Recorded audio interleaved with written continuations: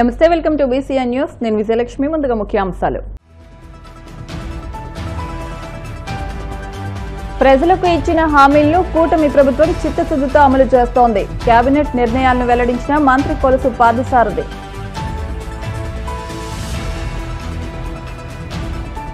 రాష్ట్ర వ్యాప్తంగా ఉన్న సంక్షేమ హాస్టళ్లు కూటమి ప్రభుత్వ నిర్లక్ష్యంతో సంక్షోభ హాస్టల్గా మారాయి. మండిపడ్డ వైసీపీ నేతలు పానుగంటి చైతన్య, రవిచంద్ర. ఢిల్లీలో కాంగ్రెస్ బీసీ సభ గాంధీ కుటుంబ ప్రశంసలకే పరిమితం. తీవ్రస్థాయిలో విమర్శలు గుప్పించిన కేంద్ర మంత్రి కిషన్ రెడ్డి.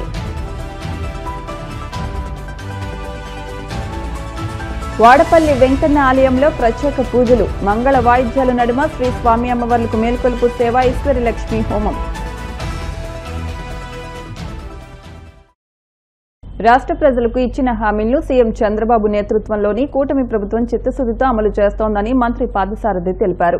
ఇప్పటికే ఎన్టీఆర్ భరోసా పింఛన్ల పెంపు, అన్నా క్యాంటీన్ల ఏర్పాటు, దీపం పథకం 2లో ఉచిత గ్యాస్ సిలిండర్లు, తల్లికి వందనం ద్వారా విద్యార్థులకు సాయం, అన్నదాత సుఖీభవ ద్వారా రైతులకు సాయం చేయగా మహిళలకు ఏడాదికి 1,942 కోట్ల ఖర్చుతో ఉచిత బస్ పథకాన్ని 15 నుంచి అమలు చేయనున్నట్లు తెలిపారు. రైతులకు ధాన్యం బకాయిలు, విద్యార్థులకు ఫీజు రియంబర్స్మెంట్ బకాయిలు ఇస్తున్నామని వివరించారు.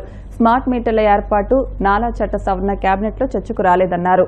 కూటమి ప్రభుత్వం ఇచ్చిన హామీలో మరొక హామీని అనౌన్స్ చేస్తూ కూటమి ప్రభుత్వం యొక్క విశ్వసనీయత, మా ప్రియతమ నాయకుడు చంద్రబాబు నాయుడు గారి కమిట్మెంట్ టువర్డ్స్ పబ్లిక్ ఏదైతే ఉందో అది ఎస్టాబ్లిష్ అయిందని చెప్పేసి మనవి చేస్తా ఉన్నాను. నేను ఇప్పటికే ఎన్టీఆర్ భరోసా ద్వారా 34,000 కోట్లు, తల్లికి వందనం 10,091 కోట్లు, అదేవిధంగా రైతు భరోసా కానివ్వండి, దీపం కానివ్వండి, దీపం 2 కానివ్వండి, అన్న క్యాంటీన్ కానివ్వండి, ఇవన్నీ కూడా అమలు చేస్తూ వచ్చాం. మరో హామీ ఏదైతే మహిళలకు ఉచిత బస్సు ఏదైతే ఉందో దాన్ని ఈ నెల 15వ తారీఖు నుంచి ప్రారంభించబోతున్నామని చెప్పేసి చెప్పడానికి సంతోషిస్తున్నామని చెప్పేసి మనం చేస్తాం. ఎన్నికల్లో ఇచ్చిన హామీ మేరకు మహిళల సాధికారిత, మహిళల అభివృద్ధి, అన్ని రంగాల్లో కూడా మహిళల భాగస్వామ్యం ఉండాలనే లక్ష్యంతో వారికి మేలు చేకూరే విధంగా వారి ఉద్యోగ అవకాశాల కోసం కానివ్వండి, లేదు వారి విద్యా అవకాశాల కోసం కానివ్వండి, ఇంకా అనేక అవసరాల కోసం ఈ బస్సుల్ని ఉపయోగించుకోవటానికి వారికి వీలుగా ఉంటుంది. ప్రభుత్వం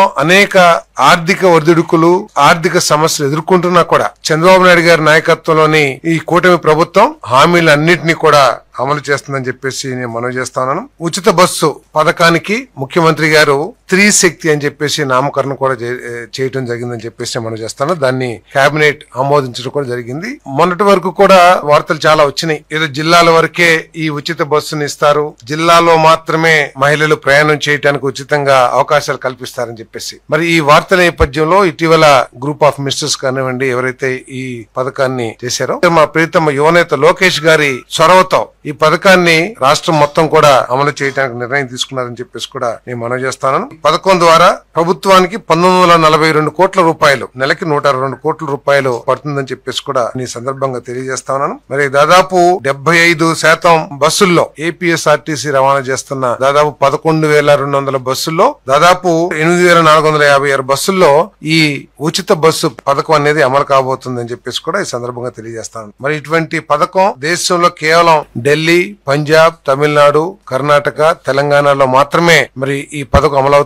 వారికంటే కూడా మెరుగైన పథకంగా మన ఈ స్త్రీ శక్తిని రూపుదిద్దించడం జరిగిందని చెప్పేసి కూడా నేను మనవి చేస్తాను. చంద్రబాబు నాయుడు గారి ప్రభుత్వం బలహీన వర్గాల సంక్షేమం పట్ల ప్రత్యేకమైన శ్రద్ధ వహిస్తున్న విషయం మనందరికీ తెలిసిందే. ఇప్పటికే బలహీన వర్గాల సంక్షేమం కోసం అనేక కార్యక్రమాలు చేశాం. దాదాపు 47,500 కోట్ల రూపాయలని మరి కేటాయించడం కూడా బలహీన వర్గాల సంక్షేమం కోసం కేటాయించడం కూడా జరిగింది. దాంట్లో భాగంగానే మరి మత్స్యకారులకి వేట నిషేధ సమయంలో 10,000 రూపాయలు కానివ్వండి, అదేవిధంగా నాయి బ్రాహ్మణులకి ఏదైతే గౌరవ వేతనం ఉందో దాన్ని 10,000 నుంచి 25,000 రూపాయలకి పెంచడం కూడా జరిగిన విషయం మీద కూడా తెలిసిందే.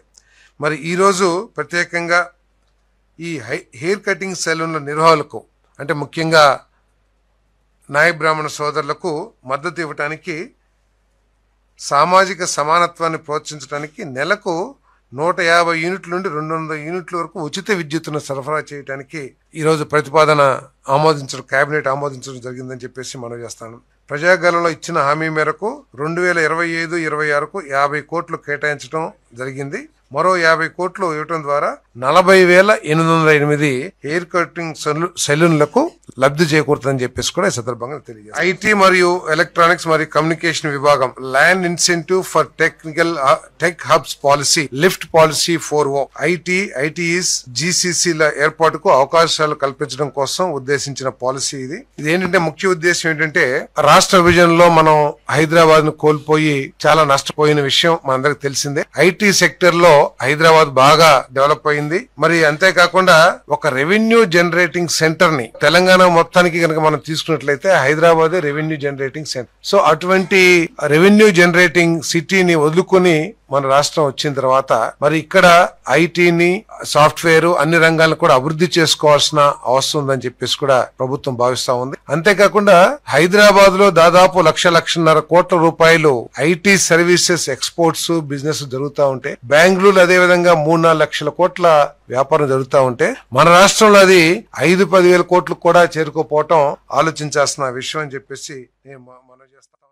రాష్ట్ర వ్యాప్తంగా ఉన్న సంక్షేమ హాస్టళ్లు కూటమి ప్రభుత్వ నిర్లక్ష్యంతో సంక్షోభ హాస్టల్గా మారాయని YCP student wing president Panuganti Chaitanya, working president రవిచంద్రులు ఆగ్రహం వ్యక్తం చేశారు. ప్రభుత్వ నిర్లక్ష్యంతో సంక్షేమ వసతి గృహాల్లో చదువుకుంటున్న విద్యార్థుల పరిస్థితి అత్యంత దయనీయంగా ఉందని, కూటమి ప్రభుత్వం వచ్చిన తర్వాత హాస్టల్లో కనీస వసతులు కూడా కరువయ్యాయని ఆక్షేపించారు.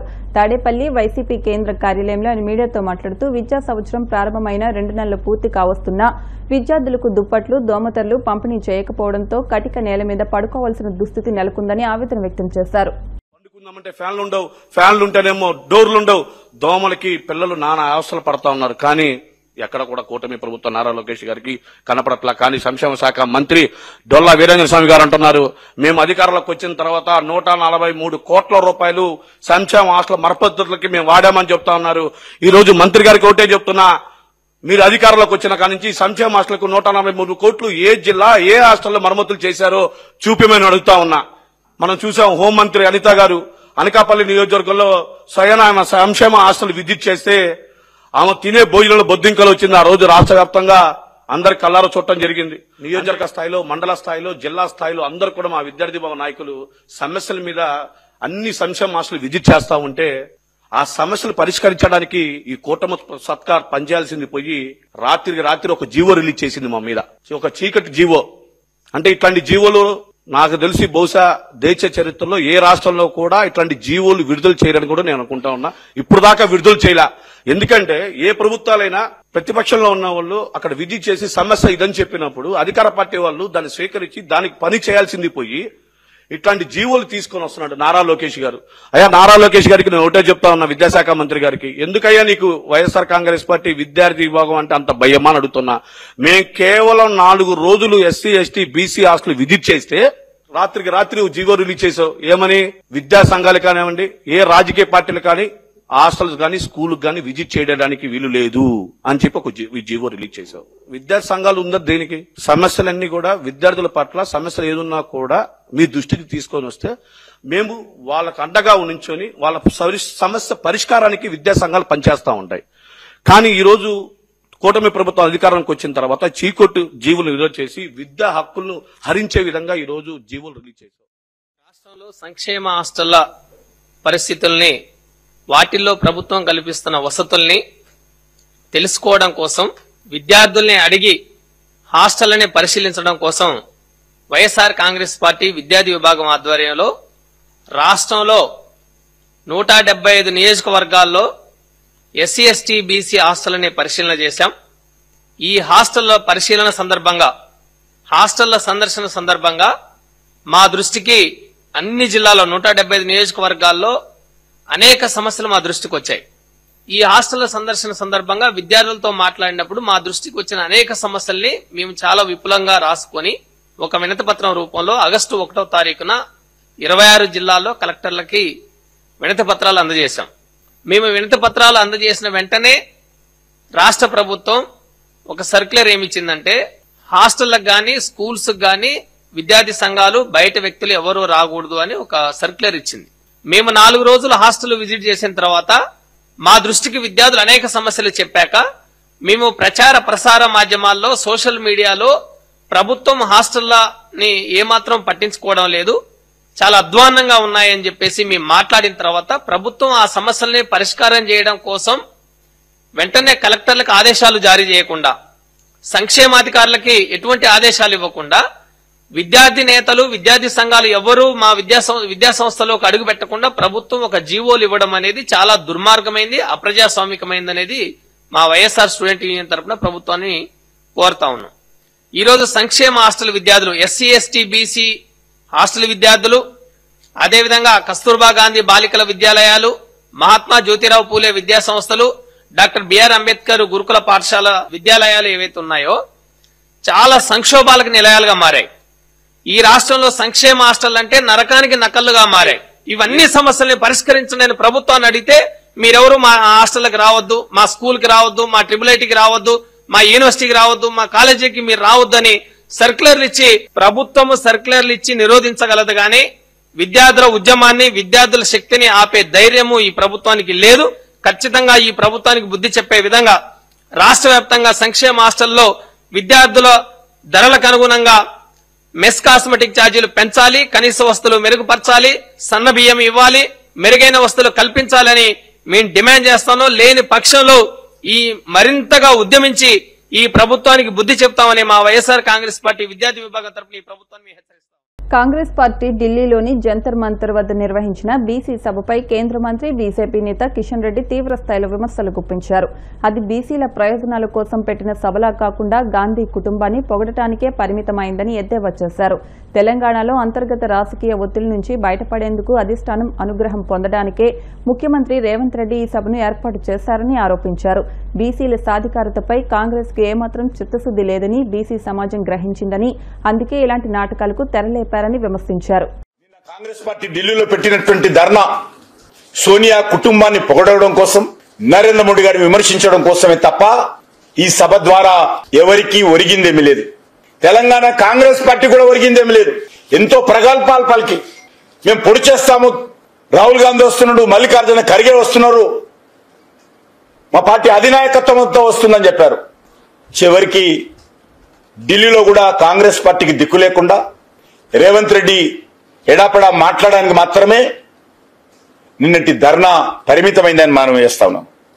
నిన్న 31 నిమిషాల ఉపన్యాసంలో రేవంత్ రెడ్డి సోనియా కుటుంబాన్ని పొగడడం కోసం, నరేంద్ర మోడీ గారిని తిట్టడం కోసం మాత్రమే పరిమితమైంది. న్యాయబద్ధంగా, చట్టబద్ధంగా న్యాయ నిపుణులతో మాట్లాడి బీసీలకు ఇచ్చినటువంటి 42% అమలు చేయాల్సినటువంటి అవసరం ఉంది.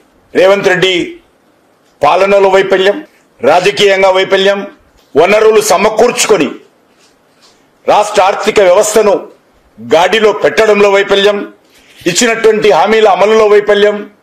ఒకటి మాత్రం తెలంగాణ ప్రభుత్వం సక్సెస్ఫుల్ గా కరప్షన్ లో, అవినీతిలో బీఆర్ఎస్ పార్టీతో పోటీ పడతా ఉంది. బీఆర్ఎస్ పార్టీతో అవినీతిలో అద్భుతంగా పోటీ పడుతూ ఆ రోజు కేసీఆర్ టీఆర్ఎస్ ప్రభుత్వము ప్రైవేట్ లిమిటెడ్ గా హోల్సేల్ కరప్షన్ చేస్తే కాంగ్రెస్ పార్టీ ప్రభుత్వంలో రిటైల్ గా అవినీతి కుంభకోణాలకు పాల్పడతా ఉన్నారు. అవినీతిలో అగ్రస్థానం, అప్పులలో అగ్రస్థానంలో ఈరోజు తెలంగాణ రాష్ట్రం ఉంది. గతంలో తెలంగాణ రాష్ట్రంలో స్థానిక సంస్థల ఎన్నికల్లో 34% రిజర్వేషన్ అమలు జరిగింది. దాన్ని టీఆర్ఎస్ కేసీఆర్ గారు 27% తగ్గించాడు. ఆయన కూడా 12% ముస్లిం రిజర్వేషన్ ఇవ్వడం కోసం అనేక రకాల కుట్రలు కుతంత్రాలు చేశాడు. మజ్లిస్ పార్టీ కనిసైగల్లో ఆ రోజు బీసీలకు సంబంధించినటువంటి రిజర్వేషన్ లో 12% మజ్లిస్ పార్టీ ఆదేశాలతో ముస్లింలకు ఇవ్వడం కోసం ప్రయత్నం చేశారు. రేవంత్ రెడ్డి గారు, కాంగ్రెస్ పార్టీ, రాహుల్ గాంధీ కూడా 34% గతంలో ఉన్నటువంటి రిజర్వేషన్ ఈరోజు జబ్బలు చర్చుకుంటూ జంతర్ మంతర్లో గోల చేస్తూ 34% రిజర్వేషన్ 32% స్థానిక సంస్థల ఎన్నికల్లో కుదించేటువంటి ప్రయత్నం చేస్తాం. బీసీ జనాభా ప్రాతిపదికన 42% ఇవ్వాల్సినటువంటి రిజర్వేషన్, ఆ రకంగా చూసినట్లయితే ఇంకా బీసీ జనాభా సేకరణలో, సర్వేలో అనేక రకాల తప్పులు చేసి బీసీ జనసంఖ్యను తగ్గించి 42% అని చెప్పి 42% రిజర్వేషన్ ఇస్తూ 46% జనాభా ఉంటే 42% రిజర్వేషన్ ఇస్తూ దాంట్లో 10% ముస్లింలను కలిపి ఎవరిని మోసం చేయాలనుకుంటున్నారో రాహుల్ గాంధీ చెప్పాల్సినటువంటి అవసరం ఉంది. ఇది దేశానికి ఆదర్శమా? దేశంలో మీరందరూ కూడా మతపరమైన రిజర్వేషన్స్ పెట్టి దేశంలో మత కళాలు సృష్టించాలనుకుంటున్నారా? రాజకీయ అస్థిరత తేవాలనుకుంటున్నారా? రాహుల్ గాంధీ చెప్పాలి. తెలంగాణ దేశానికి మోడల్ అంటాడు ఆయన. దేంట్లో మోడల్ అడుగుతా ఉన్నాను.